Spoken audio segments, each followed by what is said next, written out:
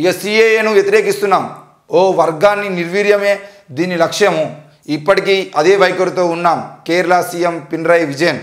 మోడీ సర్కార్ తీసుకొచ్చిన వివాదాస్పద పౌరసత్వ సవరణ చట్టం సిఏఏ అమలును కేరళ ప్రభుత్వం వ్యతిరేకిస్తున్నదని, ఈ వైఖరికి ఇప్పటికీ కట్టుబడి ఉన్నదని ఆ రాష్ట్ర సీఎం పినరయి విజయన్ స్పష్టం చేశారు. దేశాభిమాని సాహిత్య అవార్డుల కార్యక్రమంలో ఆయన ఈ వ్యాఖ్యలు చేశారు. ఒక వర్గాన్ని నిర్వీర్యం చేయడమే సిఏఏ లక్ష్యమన్నారు. సిఏఏను త్వరలో అమలు చేస్తారన్న వార్తను మేము వింటున్నాం. దీని అమలు కేరళలో జరగదని మేము అప్పట్లోనే చెప్పాం. ఇప్పటికీ ఎల్డీఎఫ్ ప్రభుత్వ వైఖరి ఇదే అని ముఖ్యమంత్రి స్పష్టం చేశారు. లౌకిక దేశాన్ని మతతత్వ దేశంగా మార్చే ప్రయత్నాలు బలంగానే జరుగుతున్నాయని ఆయన ఆందోళన వ్యక్తం చేశారు. సిఏఏ అమలును ఎవరు ఆపలేరని గతేడాది డిసెంబర్లో కేంద్ర హోంమంత్రి అమిత్ షా వ్యాఖ్యలు చేసిన విషయం విదితమే. అయితే మొత్తానికైతే పౌరసత్వ సవరణ చట్టం, పౌరసత్వం అంటే ఏంది అని అంటే, ఈ దేశంలో పుట్టినటువంటి మనము తప్పకుండా మనం ఈ దేశంలోనే పుట్టినామని చెప్పేసి నిరూపించుకోవాలి. ఆ నిరూపించుకునే విధంగా మనం పనిచేయాలి. ఈరోజు మా తాతల కాలం నాటి నుండి, మళ్ళీ ఇప్పటి గురించి కూడా కాదు, వీళ్ళు ఎందుకు వ్యతిరేకిస్తున్నారంటే, ఇప్పుడు ఆధార్ కార్డు ఉన్న వాళ్ళందరూ ఈ దేశ పొల్లే అని చెప్పేసి వీళ్ళు మాట్లాడితే బాగానే ఉంది. అప్పుడు ఎవరైనా అక్రమంగా ఈ దేశంలోకి చొరబాటు బతుకుతున్న వాళ్ళు ఎవరైనా ఉంటే వాళ్ళందరూ బయటపడితే వాళ్ళందరినీ దేశం వదిలిపోమంటే మంచిగా ఉంటుంది. కానీ వీళ్ళు ఏమంటారంటే 1950, 1947 కన్నా ముందు ఇక్కడే పుట్టి ఇక్కడే పెరిగిన అన్నట్టుగా మీ తాతల కాలం నాటి సర్టిఫికేట్లు తీసుకురావాలి. మీరు మీ పేరు మీద భూములు ఉన్నాయా, మీ పేరు మీద ఇండ్లు ఉన్నాయా, లేదంటే మీ తాతలు చదువుకున్న వాళ్ళు ఎవరు ఉన్నారా, మీ తాతలు డిగ్రీ చేసిన వాళ్ళు, లేదంటే మీ తాతలకు బర్త్ సర్టిఫికేట్లు.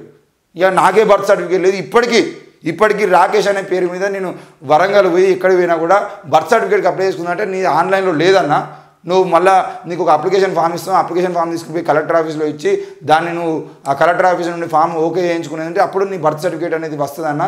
నువ్వు ఎక్కడ పుట్టినావో అక్కడికి పోవాల్సి ఉంటుందన్న అని చెప్తే, నేను మరి హుజరాబాద్లో పుట్టినా అన్న, హుజరాబాద్ పోవాలన్నా అంటే నువ్వేం చేస్తావో మేము అయితే అప్లికేషన్ ఇస్తాం, దీన్ని ఈ విధంగా ఈ ప్రాసెస్లో పోవాలని చెప్తున్నారు. నాకే బర్త్ సర్టిఫికేట్ లేదు, మా అయ్యకు బర్త్ సర్టిఫికేట్ లేదు, మా అయ్యకు బర్త్ సర్టిఫికేట్ తీసుకురమ్మంటే నేను ఎక్కడ తీసుకొస్తా?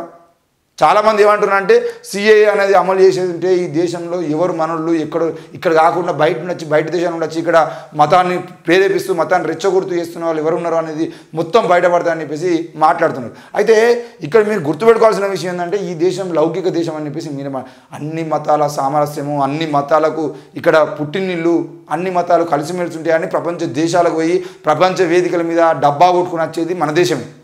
మరి అట్లాంటి క్రమంలో ఈరోజు అన్ని మతాల కలయికతోని ఎంతో సంతోషంగా ఉన్నటువంటి మన దేశంలో కేవలం ఒక మతం కోసమే ఈ దేశం కావాలని చెప్పేసి ఈ దేశంలో ఉన్నటువంటి మతాలను రెచ్చగొడుతున్నటువంటి మూర్ఖులు ఎవరనే విషయాన్ని మనం ఒకసారి ఆలోచించుకోవాల్సిన అవసరం ఉంది.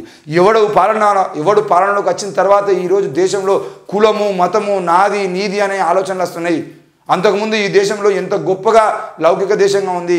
మరి ఈ లౌకిక దేశంలో ఇలాంటి నిప్పులు వేయాలని ఆలోచన చేస్తున్నది ఎవడు అనే విషయాన్ని మనం చూడాల్సిన అవసరం ఉంది. మరి ఈ దేశానికి అట్లాంటి పార్టీలు అవసరమా? పౌరసత్వ సవరణ చట్టం కనుక ఈ దేశంలో అమలు చేసేది ఉంటే, ఈ దేశంలో ముఖ్యంగా ఆయన ఒక మాట అన్నాడు, ఓ వర్గం నిర్వీర్యమే దీని లక్ష్యము. ఏ వర్గం అనంటే అది కేవలం ముస్లిం మైనార్టీలు అండ్ దళిత మైనార్టీలు ఎవరైతే ఉందో వాళ్ళని అంతం చేయడమే దాని లక్ష్యం అనే విషయాన్ని మనం గమనించాలి. ఎందుకనంటే ఈ దేశంలో ఉన్నటువంటి ముస్లింలు అందరూ పాకిస్తాన్ నుండి వేరే దేశాల నుండి వచ్చిరని చెప్పేసి వాళ్ళ మీద నింద మోపి, మీరు ఇక్కడ కాదు, మీ తాతల కాలం నాటి సర్టిఫికేట్ తీసుకురండి, లేదంటే మీ భూముల వివరాలు తీసుకురండి అంటే ఎవరో నిజాం రాజులకు ఉంటాయి కావచ్చు, కానీ మిగతా వాళ్ళకు ఉండవు. ఇక్కడ దళితులకు కూడా ఇప్పటికీ భూములు లేవు. దళితులకు ఇప్పటి వరకు కనీసం సర్టిఫికేట్ లేవు.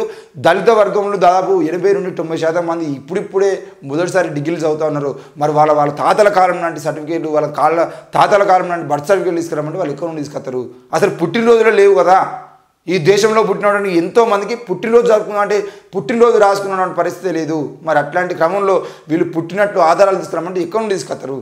ఆ విషయంలో ఇప్పటికీ దేశవ్యాప్తంగా ముస్లింలు, మైనార్టీలు, క్రిస్టియన్లు, అందులో ఉన్నటువంటి బీసీలు, ఎస్సీలు, ఎస్టీలు అందరూ కూడా ఆ చట్టాన్ని వ్యతిరేకిస్తూ ఎన్నోసార్లు ధర్నాలు చేశారు. అయినా కూడా కేంద్రం మరి సిఏఏ చట్టం కోసం ప్రయత్నం చేస్తుంది. మొన్న లాస్ట్ టైం జరిగిన లోక్సభ సమావేశాలు ఏమైతే ఉన్నాయో, పార్లమెంట్ సమావేశాలు, ఆ పార్లమెంట్ సమావేశాలు కూడా దానికి సంబంధించిన బిల్లు ఆమోదింప చేసుకున్నారు. అది ఇంకా బయటికి రాలేదు అనే విషయం కూడా చాలామంది మాట్లాడుతున్నారు. మరి ఏం జరుగుతుంది, ఏంది రానున్న రోజుల్లో బీజేపీ ప్రభుత్వం సిఏఏ అమలు చేసి ఈ దేశాన్ని ఏ విధంగా నాశనం చేయాలనేది చూస్తుందో మీరు ఆలోచించుకోవాలి. మరి ఒక రాష్ట్ర ముఖ్యమంత్రి అయినటువంటి కేరళ ముఖ్యమంత్రి పినరయి విజయన్ ఎందుకు దాన్ని వ్యతిరేకిస్తున్న విషయాన్ని కూడా మనం అర్థం చేసుకోవాల్సిన అవసరం ఉంది.